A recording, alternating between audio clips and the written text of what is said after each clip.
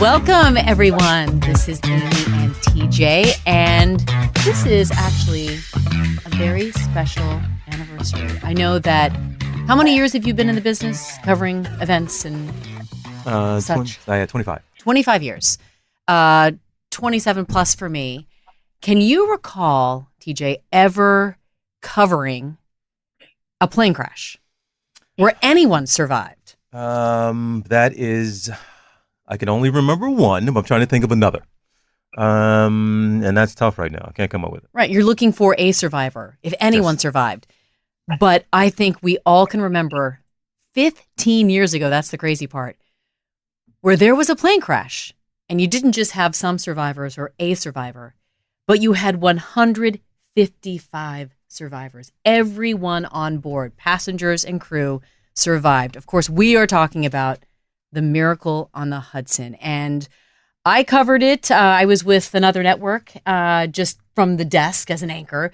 You were actually on the ground. You were at CNN when this all went down? I was, yeah. But see, so I was in Atlanta with CNN, which was where most of the shows are coming out of at that time. And it was an easy flight over to Charlotte because Charlotte is where that plane was headed. And so many folks on that plane were trying to get home. So they did make it on that flight, at least.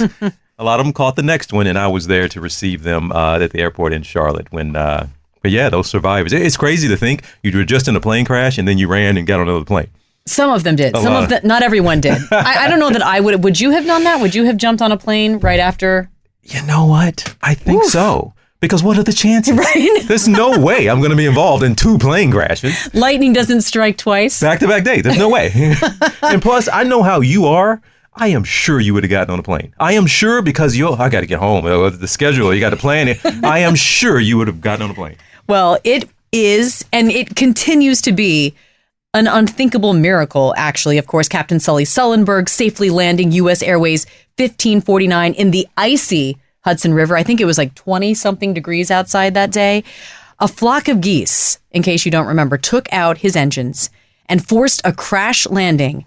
And incredibly, Sully, as he is affectionately referred, landed that plane on the Hudson, and everyone made it out okay. And it is a story that we don't want to forget because there aren't many stories like this that have this kind of ending. And it's not even just about the miracle of the landing, but I think what's really remarkable about this story is that 15 years later, it's not the crash, it's what happened after the crash to so many of these survivors. When you go through something that is truly a near-death experience, you don't live the same way that you did before. And I spoke to one of the survivors way back, and I'll never forget this woman. She said to me, everyone at some point in their life has their plane crash. It's what you do with your life afterwards that counts. And so we have 2 of the survivors from that incredible miracle, Flight 1549, with us today on this podcast, 15 years later to the date, to not only talk about what they went through, but how this impacted and changed their lives forever, how they live differently. So we want to welcome Jim Whitaker and Vallie Collins to the podcast to honor what they went through and to talk about where they are now, because it is such an incredible journey to get to this day. So welcome. Thank you for being here, Jim and Vallie. Hi, thanks for having us. Hey, folks, thanks for the invitation. Well, Jim, I'll ask you. We were just kind of joking here about whether or not we would have gotten on a plane right after that. Is this right? I think you've told this story over the years. Not only did you get on a plane pretty soon, you were literally on the phone trying to book another flight very, very soon. Maybe even while the plane was still sitting there on the Hudson and you hadn't even gotten to dry land yet. I have flown a few flights, and I mistakenly thought U.S. Airways would be ready for a crash and to rebook survivors, but I was wrong. Oh! Every single day. So, yeah, when I first called U.S. Airways, at the time U.S. Airways, it was very funny because I did call and say, hey, I'm a crash survivor. I'd like to get on another airplane. And they, didn't get it. They thought it was a sicker joke than normal. because it literally, by the time I called, had not even made it to the wire yet inside of the carrier, which was beyond bizarre. And then by the time we even got to the airport later that night, those folks at the counter still didn't know there had been an airplane crash, and all I had for an ID was a library card, and we wanted to get on an airplane and go home. But Jim, I'm still struggling with your mindset. You just went through something that traumatic, and you don't even have time to process it before you are literally trying to get back on another plane. Well, I was defective before this crash, so I was only a little bit more defective after this crash. That's incredible. And you know what, Jim, I don't know that you know this, but I believe you and TJ might have met 15 years ago. Yeah, that was, and I might have interviewed you because I was there at the Charlotte airport waiting on that plane to land. And we were all waiting. So many reporters and photographers were there. Like, we don't know which ones are going to be the survivors. Like, what does a plane crash survivor look like? We're like, oh, okay, which ones are going to be? It was not easy to hard to identify you guys because you were wearing Red Cross blankets as like a badge of honor when you got out. And also, most of y'all were half drunk. They were giving y'all free drinks on the flight, on the way, which they should have. But you all got off. You're the happiest plane crash survivors I'd ever seen. Well, I think it was the Red Cross blanket that did it, TJ. That may be a matter of opinion on who was drinking what, but it was the free swag from having been a crash survivor. Getting a Red Cross blanket is some kind of gold star for surviving. And Jim, you said your clothing was still wet when you got off that plane. Yeah, I was being silly, but it's true, and Vallie would know the same story. But by the time the plane stopped moving in the river, the inside was taking on water very quickly. So having survived an airplane crash, the next scare was I really don't want to drown floating down the river in the middle of the winter. So yeah, we were all plenty wet on the inside before we got off the airplane and were rescued to the shoreline. But then something about walking around the rest of the day in wet clothes is just really not a cool feeling. So I was ready to go home. I can only imagine. And Vallie, I was actually able to speak to both of you a couple years ago, it's pretty awesome to be able to come back 5 years later and see how you're doing. But I remember I asked you what your seat number was. 26D. You'll never forget that. Never as long as I live. No. My seat was 26D was my assigned seat, but after the birds hit, I got up in the aisle because the flight attendant was trying to get something behind my seat.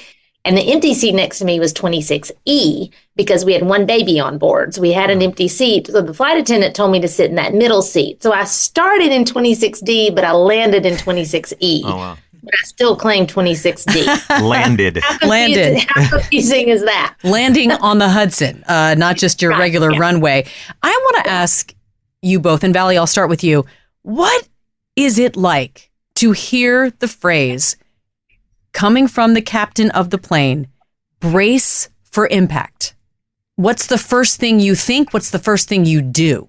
Well, the first thing I thought, the gentleman at the window, he had been looking out and he told me we were going into the river. So he said, be ready, we're going in the water. So like right about the time that Sullenberger said brace for impact. So I'm just thinking airplane water landing, this plane's going to cartwheel, going to bust into a lot of pieces. So Vallie, if you're conscious, just swim to the light. That's just what I told myself. I'm a person that always wants to have a plan. And that was my plan, that if I was awake and conscious, just pull the seat, unbuckle the seatbelt and start swimming towards the light. Now, before the brace for impact comment or, PA announcement from Sullenberger, I was pretty aware we were in a dire situation. My seatmate had told me there was birds. I could smell the smoke. We didn't have any other thrusts. So, in those moments, my thoughts were more just about raising my children, not getting to see them hit all those milestones. I sent my husband a text message that said my flight is crashing.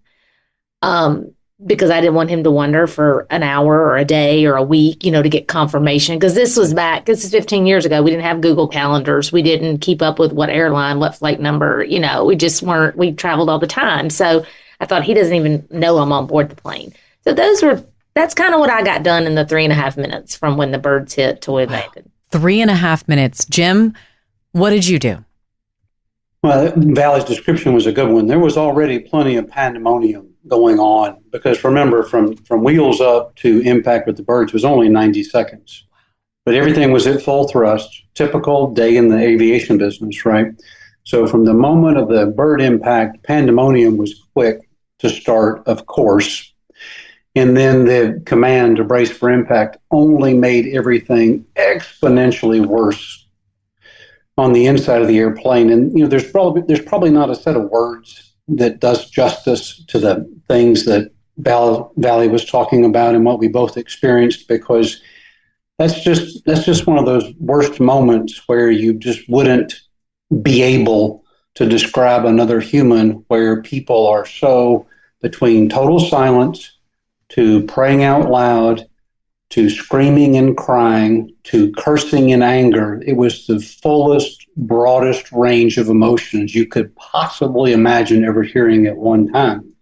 So it was as raw a moment as I've, of course, ever experienced in life. But you talk about the range of emotion and a range of thoughts. Vallie was just mentioning, she talked about her kids, wanting to be there for her kids and raise her kids. But Jim, in that, right, 90 seconds, the impact happens with the birds, and then another essentially 90 seconds, and you're in the river.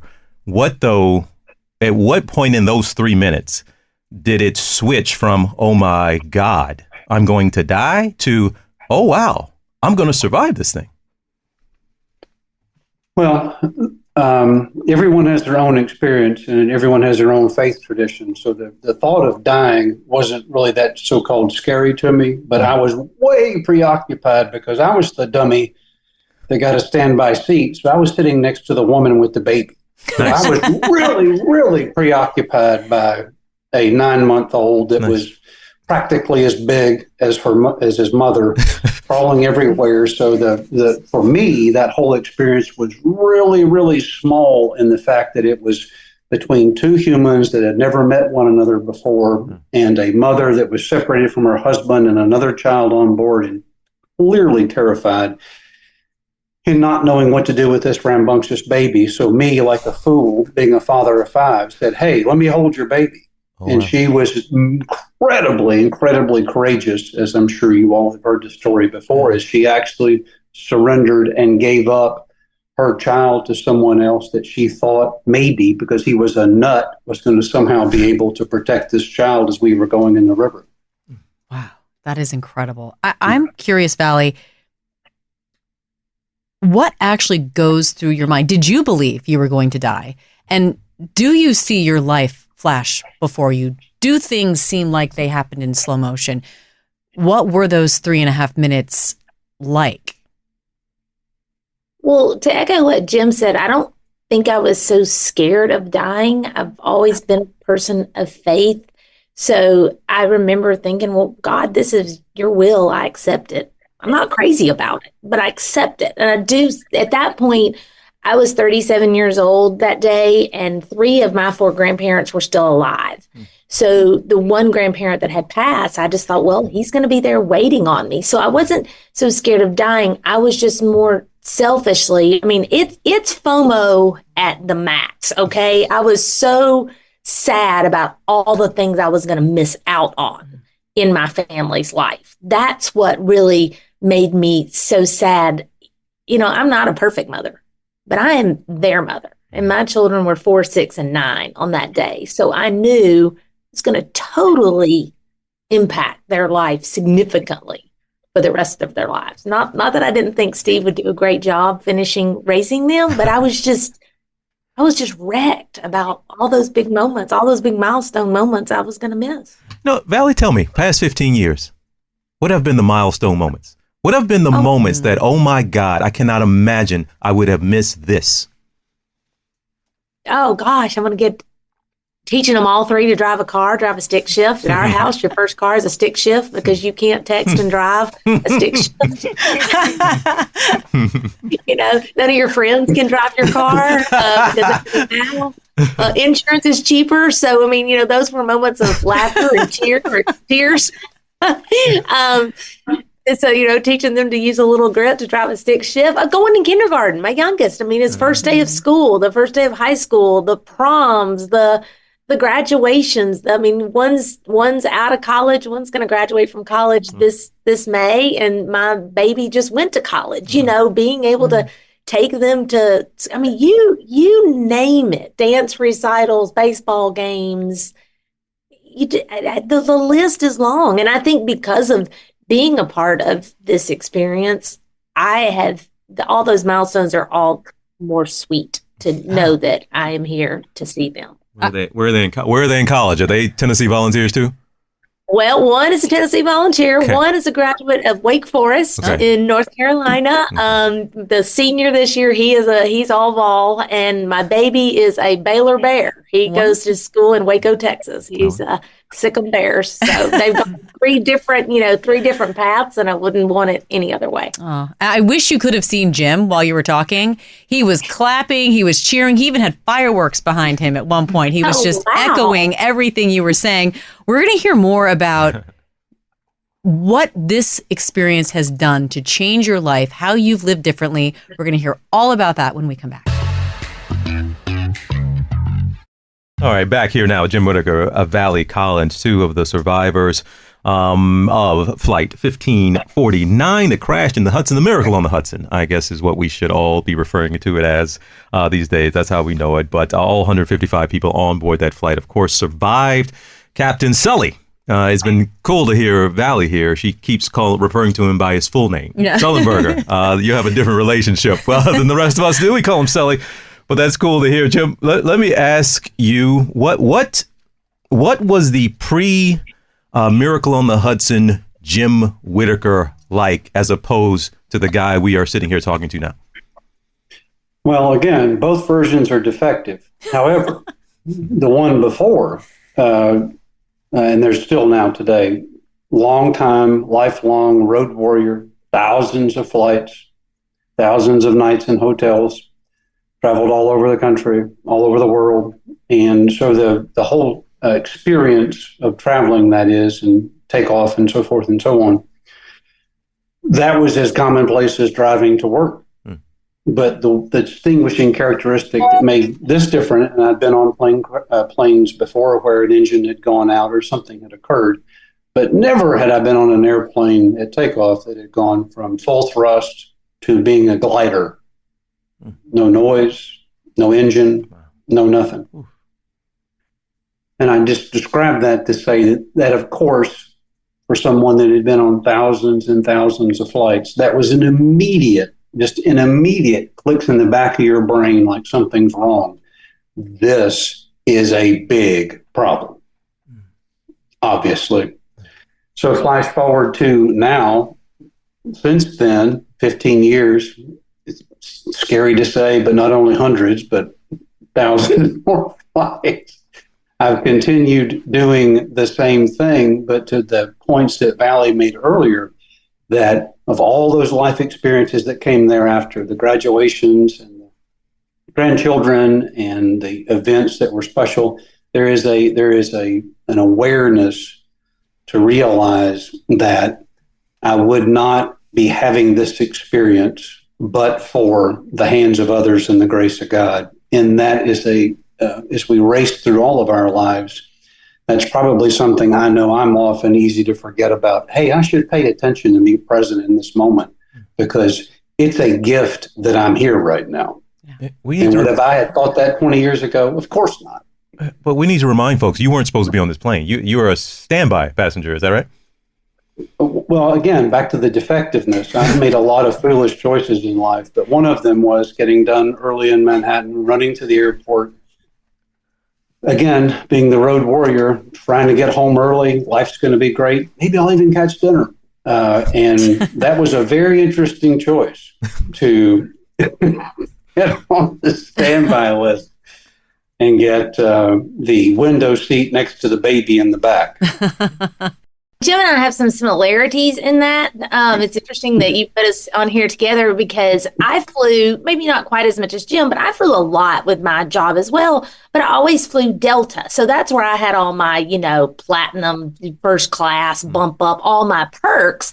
But this trip was like a last minute trip. So the U.S. Airways trip ticket was like $800 less. So I remember thinking, well, I'll save my company that money, forego my little frequent flyer perks, and I'll go U.S. Airways today. So that's why I ended. So I wasn't supposed to be on that flight either. Technically, that's not normally. And that's how I ended up on the last row with the empty seat that was there because Jim had the baby in his row. So it's kind of interesting how, and I think both of us kind of have a faith base, and you're like, well, why was I there? What am I supposed to learn from that? What am I supposed to take away from that? Because there were passengers on our flight that took that flight every week. That was just their way home to Charlotte every week. But not the case for me. Do you think you were supposed to be on that flight now, Vallie? I know you said you're a woman of faith. And do you think that it was something that was fated to be? And you said you learned a lot. What was the biggest thing you learned? Well, first of all, I'm not smart enough to answer the question of is it fate? Was I supposed to be there or not supposed to be there? I have zero idea. I have a lot of learnings I took away. Probably two things I'll say.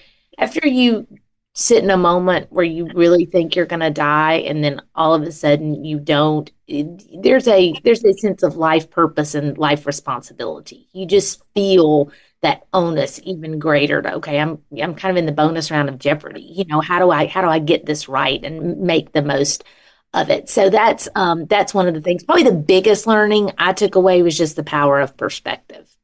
That, no matter, just not to sweat the small stuff, as cliche as it sounds, it's interesting.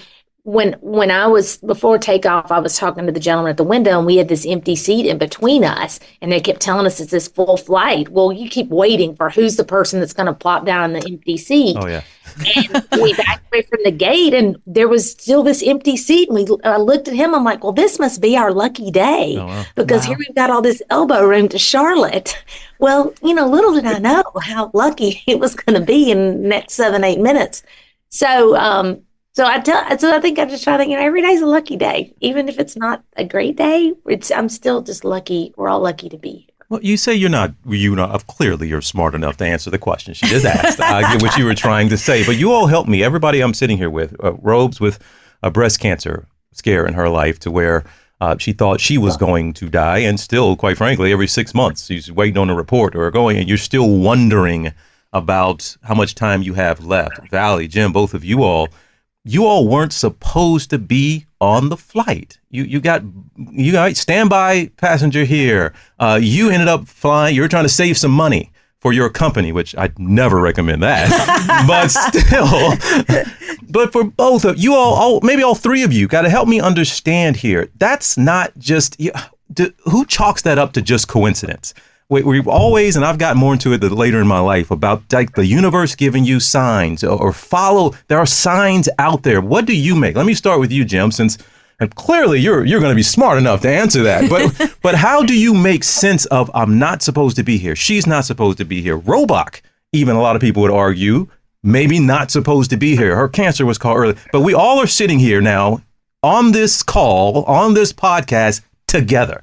Jim, how do you, or do you even try to make sense of something like that?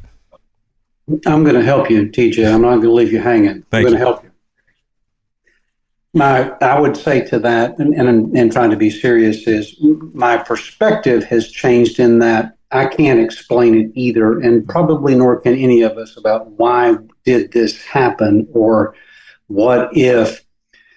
That kind of is a lost cause. But what we can say is, well, I am still here.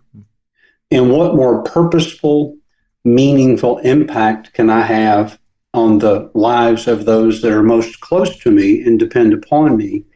And then the next concentric ring out from that, and the next concentric ring out from that. So for me, at least, what I've tried to be I fail a lot, however, but I've tried to be a better parent and spouse and brother and son to my parents. So that trying to be that better individual. But more importantly, I've also learned, to Vallie's good point, is I've become much more, maybe with age too, more influential as a mentor in other folks' lives that are going through challenging circumstances in their personal lives.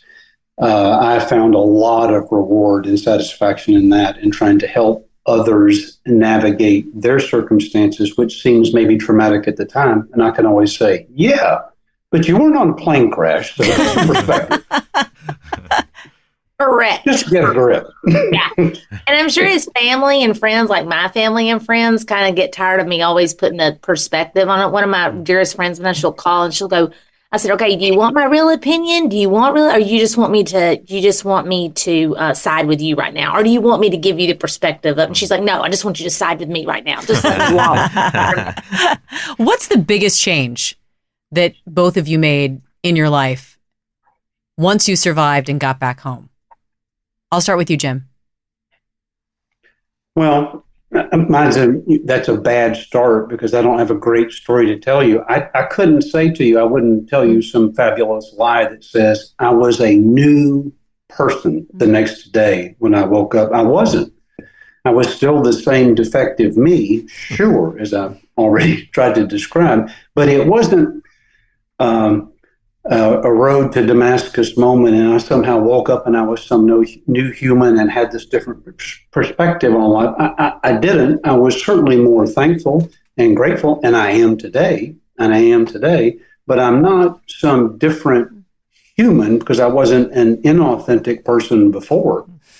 I'm just more appreciative for the gifts that I've been given now that I'm still here. We're obviously spending the time we are right now talking about something that happened back then, but I'm more grateful for the gifts that I've been given in my life, and have been since then. Vallie? Like Jim, I wasn't all of a sudden a different person. I was a pretty positive, friendly, tried to be kind person before this. In some ways, I was not as, I've always been very strong, very confident, kind of a type A leader type person, not very fearful. I would say I became a little more fearful. And, I'm much more myself now, 15 years later, than I was, let's say, a month later or 6 months later or a year later. When I first got home, I thought, okay, I'm good. Let's go right back to life. Let's, have these 2 busy careers with traveling and 3 small children. And then about a month in, I couldn't do it. I could not keep all of the balls in the air. I'd be on a conference call. I couldn't remember what people said. I'd start typing an email and I'd forget my train of thought. I, should be so happy to be alive, but I just felt so sad. And one of the challenges, I'll say for me, I can't speak for all the passengers, but it was the good news story of the year. It was so cool. It was so exciting. It was so miraculous. And people were like, wow, wasn't that amazing? And you're like, yeah, but it was also really scary. And it was traumatic. I know that word gets used a lot, but it was traumatic and it was scary. So all of a sudden I became this person that was driving down the interstate like, oh no, that semi's going to come over and they're going to crash into my car and we're all going to die. Or I wouldn't put something on my calendar for 2 weeks later because I'm probably not going to live 2 more weeks. So the fragileness of life became hyper focused. Or we have a boat, our kids water ski behind the boat, they'd fall. I'm like, get back, get them, because there's going to boat comes going to knock, it's going to kill them. I just became very, very aware of how fragile life is and how quickly it can change. Now, time has helped that neurosis, if you want to call it, but I still lack a little bit of the moxie confidence that I had. And that's okay, because I think it makes me appreciate and be a little, just being more appreciative for the time that I have had.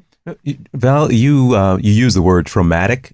Obviously, that's what I guess everybody on that plane would say. They experienced a traumatic experience. But you also said, like over time or immediately after, you had times where you felt so sad. What was that about? I think that's just one of the symptoms of PTSD. As I went through my therapy, I learned that a lot of times it doesn't present immediately. It's, a month, 6 weeks, 2 months after, just when the shock wears off. I don't want to speak for Jim. Probably it was real easy for to get on that plane that night because he was just still in shock. We were all still in shock. My first flight was 5 days later. That wasn't as hard as the flights 3 months later, 6 months later. So I don't know. I was just in shock. I mean, it just takes time. I've spoken to audiences over the years about this experience, and you going back to like, why was I there? Why were we there? When I've had like a 6'3" Marine veteran come up to me with tears in his eyes and say, "Thank you for talking about PTSD. Thank you for putting it out front." That's probably one of my moments that I was like, maybe that's why I was there. Wow. Because I think better now. I don't mean to go off on a tangent, or get on a soapbox. But I think even now, more than 15 years ago, we talk more about mental health than we did. And just, I tell people, I looked just fine on the outside when I walked off that plane, aside from being in soaking wet clothes. Nothing was broken. I wasn't bruised. I didn't walk with a limp. I mean, when my husband looked at me, I looked like the same old Vallie, but I was not the same old Vallie. And honestly, it took a little while for us, even as a couple, to figure out the new me, if you will. And I hope in some ways I'm a better version of myself. In some ways, I'm not as good a version of myself as before I boarded that flight. I really appreciate your honesty and your transparency, because when the unthinkable happens, when the thing that is almost impossible actually happens to you, that fear is real. And fear is a powerful thing. And I can't imagine not being afraid after going through something like that. When people say, "Oh, what are the chances?" You can say, actually, if it's less than 1%, if it happens to you, it's everything. It's 100%, right? And living then your life knowing that your greatest fear could actually happen is crippling in moments. How do you get past that? Jim, did you feel the same way at all? Well, this is maybe a different tangent or not for where you all thought the conversation would go, but I have found this fascinating, yes, because of this. After the crash, like Vallie, I went to a number of groups that wanted to hear this story, and they wanted to hear someone talk about it. So I had done a fair amount of public speaking at work. So I went on the rubber chicken circuit of Civitans and Kiwanis and professional groups and all that stuff. And I talked to a number of groups. And every time, somewhere in this talk, which was just conversational like we're doing now, but I had a few props, right? People would start crying. And I thought, man, I mean, I know I'm a bad presenter, but this is painful. And there would just be these people sitting there in these very small, intimate groups, and they would just be crying. And then afterward, they would come up and similar to what Vallie described, and say things like, "Thank you. And I've always been so fearful this was going to happen to me." This total consuming fear of flying. So what you talked about earlier, Amy, about fear is this incredibly powerful, ruling emotion in our lives about, I fear these things and I've had these things happen to me. And this is it. The whole experience of just retelling that story to people seems to have unlocked their own feelings of the things that they fear and been able to give them a little bit of maybe not comfort, but courage that they can survive whatever moment they are in now. It's just been that period of time was fascinating to me. And to Vallie's point, it probably helped me too, unknowingly so, kind of process those emotions in my subconscious mind, just work through all of that by contributing and being with other people and talking about the topic.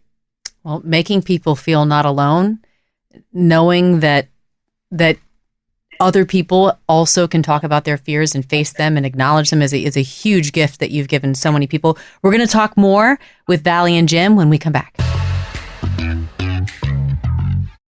Hi, I'm Kate Hudson. And I'm Oliver Hudson. And at last I checked, we're siblings. And this is Sibling Revelry. We're full-blood siblings, the only full-blood siblings. In our family. Well, not in the world. I mean... No, in the whole world. That's just it. Like no one...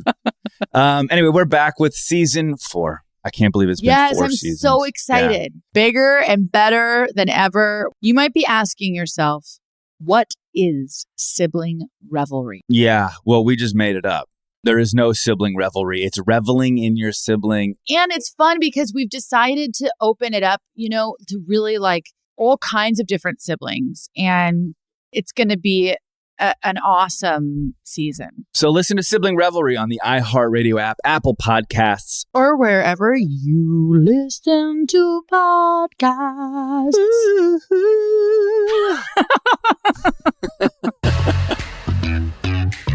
Welcome back, everyone. We're talking to Jim Whitaker and Vallie Collins, two of the survivors of the miracle on the Hudson. And we are looking back, not only what happened 15 years ago, but what that has led them to today and who they are today, because a near-death experience, I mean, it affects people differently. I want to ask you, Vallie, would you give the experience back if you could?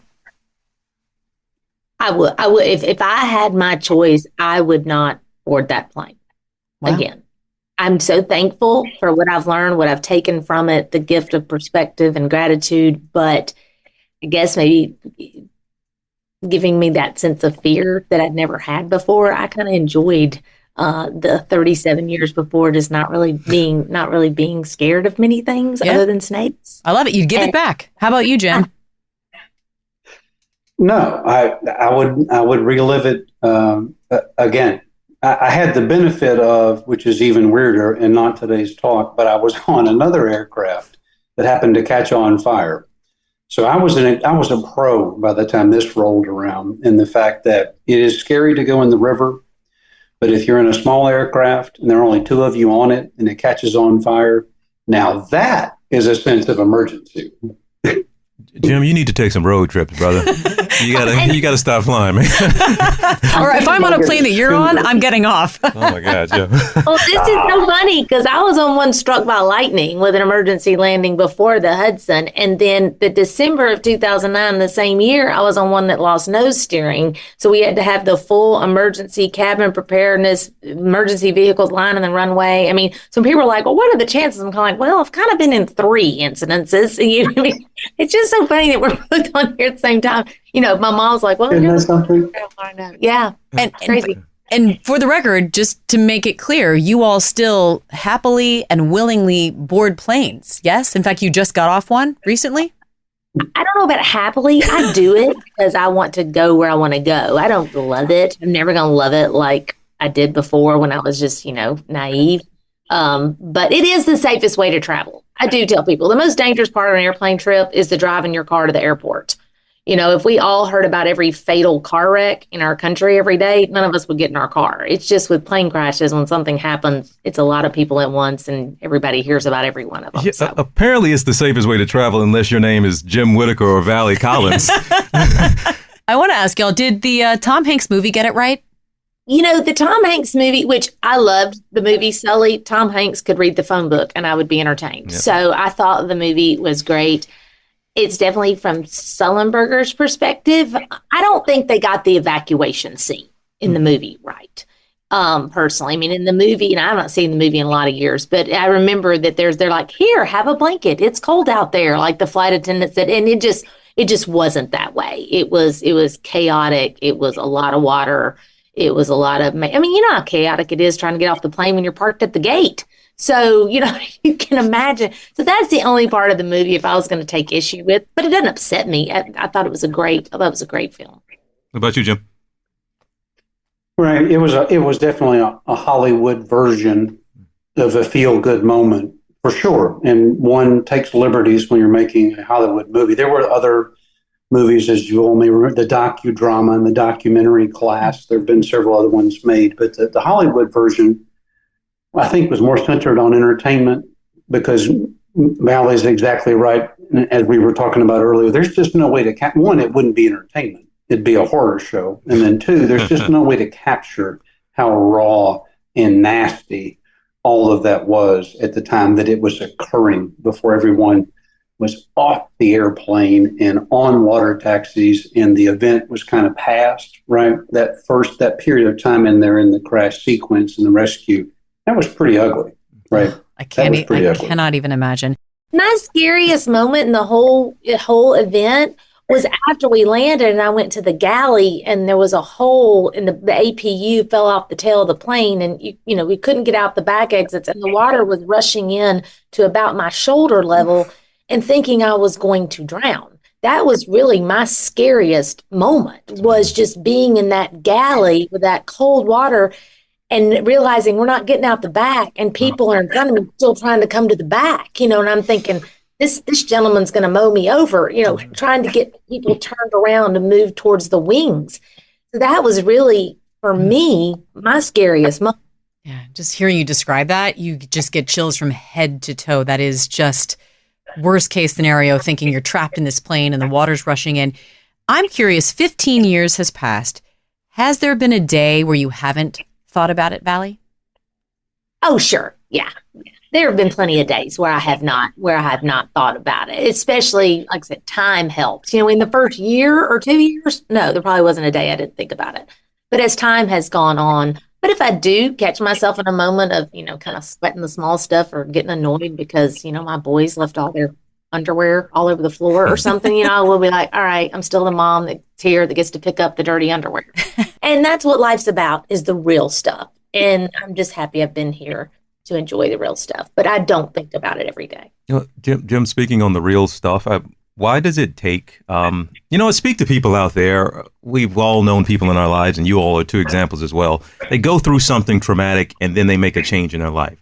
People have something, they hit rock bottom and they make a change in their life. Something has to happen. Can you speak to Jim, to people, and they all have their own experiences, of course. But how would you encourage people to not wait for that moment? Don't wait until you have a near-death experience. Don't wait until you hit rock bottom. Today is a day you can start to appreciate more and love more and be kinder and do what Vallie says, don't sweat the small stuff. What would be your words of encouragement for folks to not have to have a literal plane crash before they make changes? Man, I'll take an easier question for 100. Glad you gave it to the smart guy. That is a heavy one. I don't know that I know the right answer, but what you just described